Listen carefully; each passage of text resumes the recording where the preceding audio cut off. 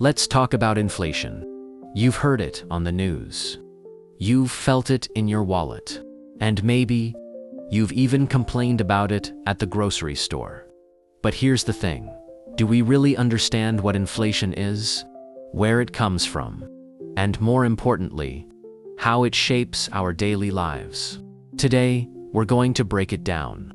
No boring charts, no complicated jargon.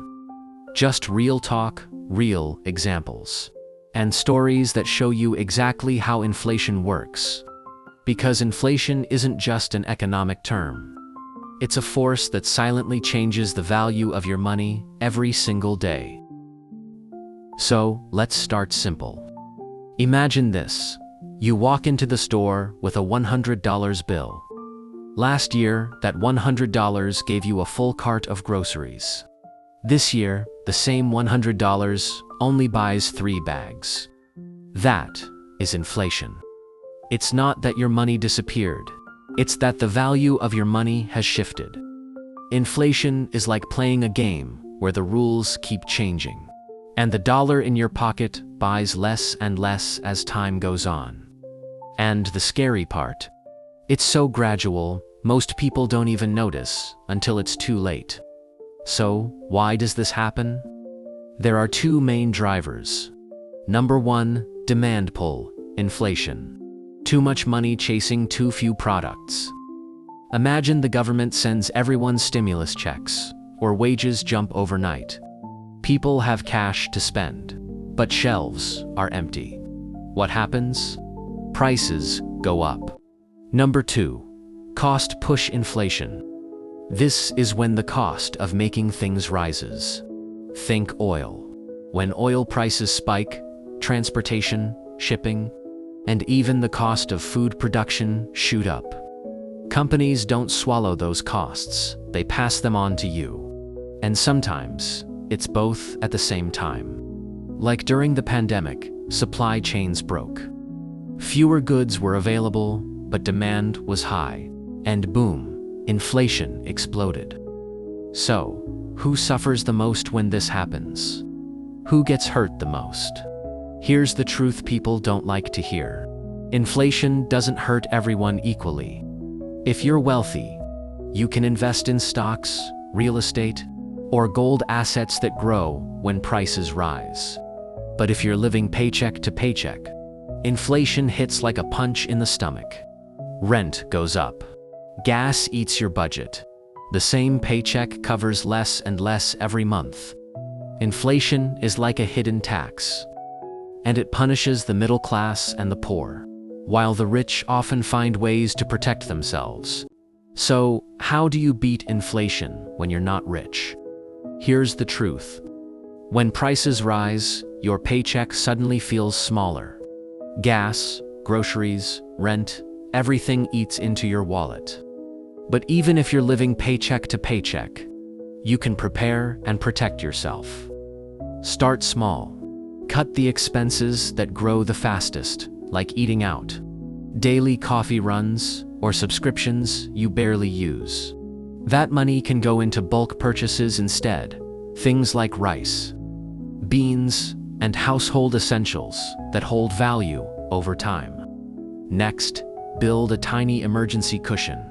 Even $10 or $20 a week adds up over months. And that stash keeps you from relying on credit cards when prices spike. Finally, focus on skills. Learning side hustles or trades that increase your income faster than inflation is the most powerful defense.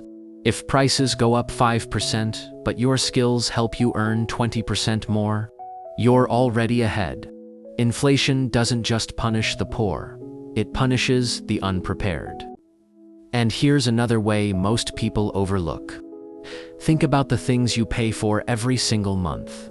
Transportation, bills, groceries, these are the silent budget killers when inflation hits. Example, if your bus pass costs $25 a week, that's $100 a month. But if you switch to a monthly unlimited pass for $70, you're saving $30 every single month. Over a year, that's $360, enough to cover a surprise bill, a car repair, or even stock up on food before prices climb higher. The same logic applies to your bills. Call your internet or phone provider and ask for promotions or lower plans.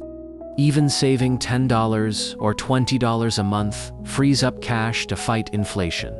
Small changes like these don't just protect your wallet, they give you breathing room when everything else is going up. Let me give you some real-world snapshots. Argentina. Inflation is so high that supermarket prices change weekly. People spend their paychecks the same day they get them, because tomorrow their money will buy less. Venezuela.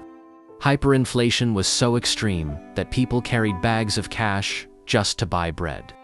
Imagine paying millions of bolivares for a single carton of milk. And yes, even in the United States. In the 1970s, inflation hit double digits. Families struggled, interest rates skyrocketed, and the economy nearly stalled. So when we say inflation, it's not just a number. It's a reality that can completely change the way people live. So here's the million-dollar question. What can you do about it? You can't control global markets, but you can control how you prepare. That means budgeting smarter, avoiding bad debt, building an emergency fund, and if possible, putting money into assets that keep pace with inflation. Stocks, real estate, even inflation-protected bonds. The key is simple.